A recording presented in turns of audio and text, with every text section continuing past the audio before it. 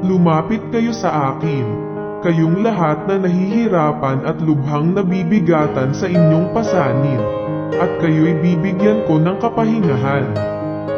Pasanin ninyo ang aking pamatok at matuto kayo sa akin sapagkat ako'y maamo at may mababang loob.